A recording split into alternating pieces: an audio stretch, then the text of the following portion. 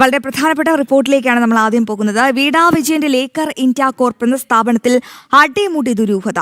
തട്ടിക്കൂട്ട് കടലാസ് കമ്പനിയുടെ മറവിലും കോടികൾ തട്ടിച്ചെന്നാണ് സംശയം. മുഹമ്മദ് റിയാസിന് കമ്പനിയിൽ നിക്ഷേപമുണ്ടെന്നും ആരോപണമുണ്ട്.